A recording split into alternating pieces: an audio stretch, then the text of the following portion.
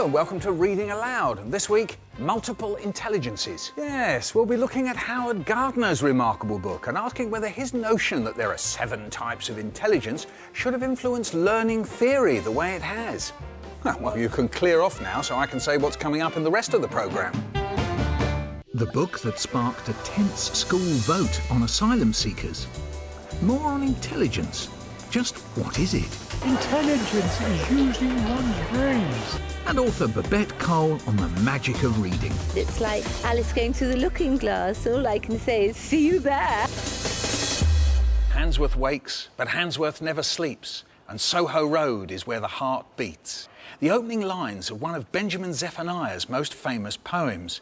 And Benjamin was brought up just a few miles from this store in Birmingham, and now his second novel, Refugee Boy, is inspiring teachers and classes all over the country. The book tells the harrowing story of a father and son forced to flee Ethiopia while the country was in the middle of a bloody civil war. What kind of man are you? Alam's father shuddered with fear. His voice trembled as he replied, I am an African. Alam looked on terrified as the soldier shot a number of bullets into the floor. Turning back to Alam's father, he dropped his voice and said, leave Ethiopia or die. It's a striking story that's had pupils at Stuart Bathurst School in Wednesbury gripped for several weeks.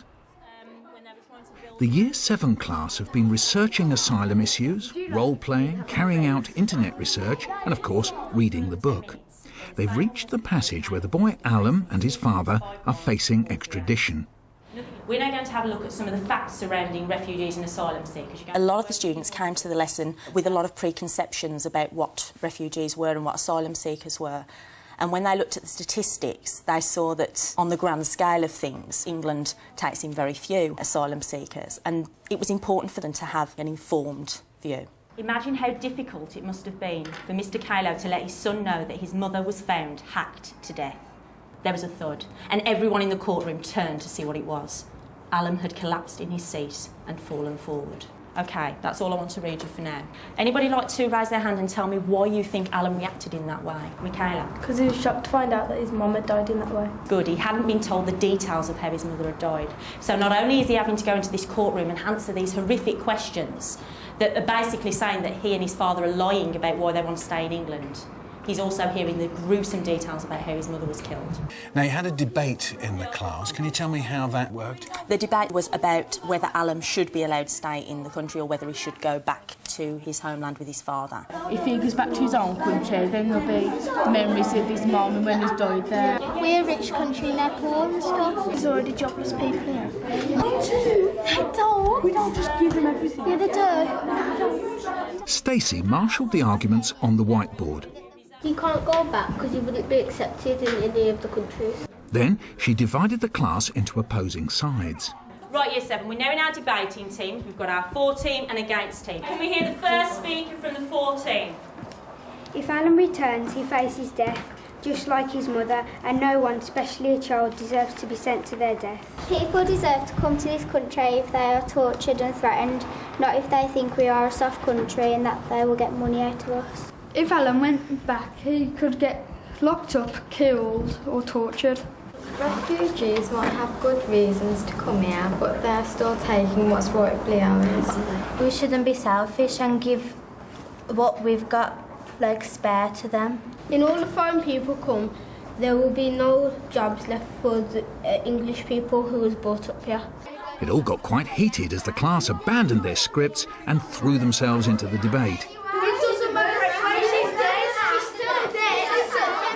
Alam should be made to go back home with his father in his own country. The outcome of the debate was 11 to 12 for Alam to go back to his homeland with his father. They obviously went against what, as a teacher, I would have hoped they would have voted. But that was such a good thing about the book because it was real. The students did engage with it. They had honest feelings about it. Any children in your own school who are refugees? Yes, we have 2 students who've joined us very recently, actually. So I think it's given the students something to think about, that they don't know why these students have come over. They don't know the circumstances. I liked it because it showed the real-life situations, like the conflict and the bullying in the child's home that he went to. I liked how there was conflict fact about his mother was a different race to his father, and how he had to come to England and it was hard for him because it wasn't his fault. I didn't really like it that much because it's not like a book that interests me, because I don't like books like where like wars happen and that. I like Harry Potter books and that.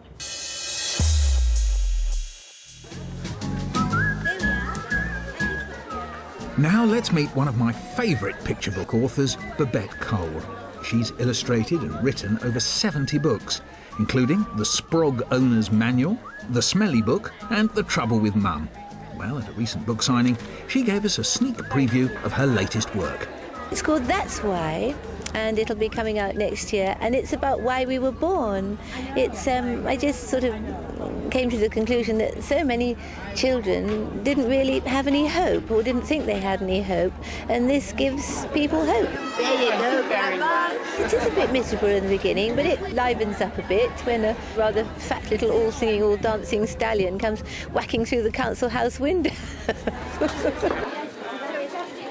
The characters in my books come from all walks of life. I just keep my eyes open.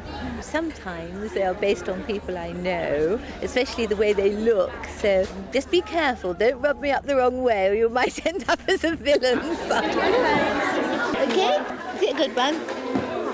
Oh, yes, that's a good one. I think it's important to read anything you can, but unless you sow that seed very early on with picture books, you won't give the child the habit of reading. This is what's going wrong. Reading is a great pleasure, and it's like no other experience that anybody can ever have. It's like going through a door in your head, that magic wonderland. It's like Alice going through the looking glass. All I can say is see you there if you're lucky enough to come. What do we mean by intelligence?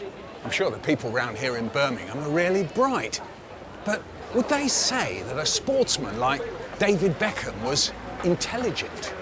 No. He's not intelligent because you don't have to be clever to play football. The way he speaks, you don't see him intelligent, but he probably is intelligent, right? He wouldn't earn his living if he wasn't intelligent. He wouldn't score goals.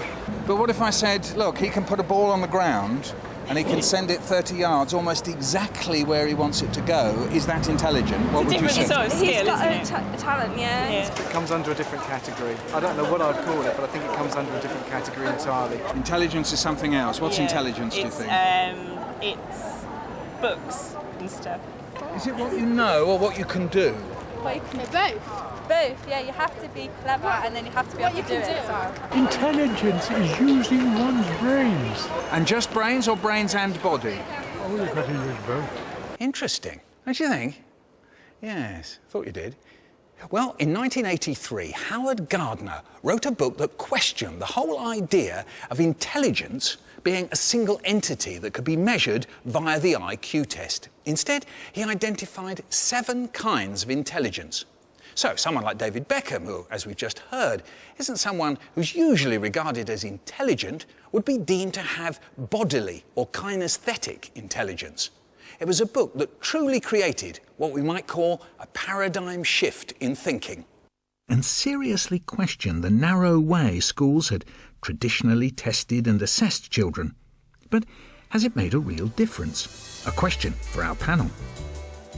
Vicky, was there a way in which the book changed the way you think? Was there a before and after? I wouldn't say Gardner's book necessarily changed the way I thought at that moment in time, but my research has kind of followed this guideline, and what I found out was generally what Gardner is stating here, that children learn in different ways.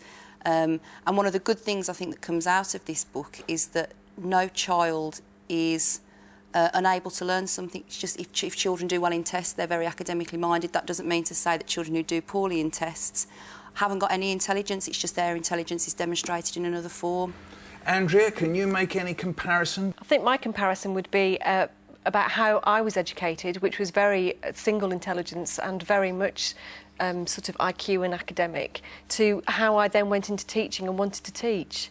There was some sort of revelation, I think, when I was doing my degree about that wasn't the way it should have happened, and that's not the way that I would have learnt best, and therefore changed my practice when I went into teaching. And I think, in a way, what Howard Gardner has done, and I think he almost admits this himself, is he's sort of described and picked up on existing, what you might say is effective liberal practice, and celebrated that, and called it a theory with multiple intelligences. Well, I tell you what, let's test ourselves, shall we? Let's see whether we can remember his 7 intelligences. We've got the logical, mathematical. He kicks off with that, saying that it's not really a hierarchy, but he will mention that one first, and that's the one that, you know, if you pass all your exams, you're quite good at. And linguistic, which is the other sort of traditional one. So it's basically, you know, maths and English, logico-mathematic, and linguistic, which is the English sort of language one. The spatial one is for the engineers and surgeons and that. Musical, that would be Mozart, wouldn't it? Definitely. Interpersonal and intrapersonal. I suppose interpersonal, well, that's what we're doing now, isn't it? Yeah, and then intrapersonal is when you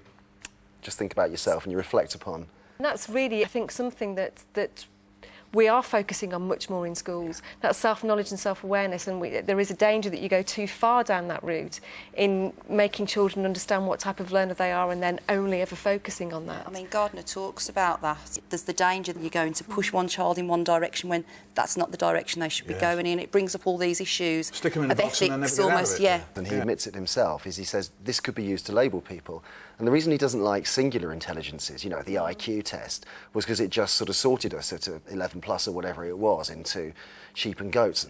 And he admits that it's a danger with multiple intelligences that the same thing can happen. So in a way, Grant, you're saying there are 7 singulars, and that's the danger, isn't it? It's one of the problems, I think, if you make assessment central to any sort of educational theory, that actually, if the assessment becomes central, what you label children as can actually start to dominate the child. Wait a minute, we've missed one out, haven't we? David Beckham. Kinesthetic, Eye, bodily hand, experience. feeling. Yes. Now, Vicky, you're looking at the ways in which children are creative in different ways. Do you find the ideas of Gardner constraining at all?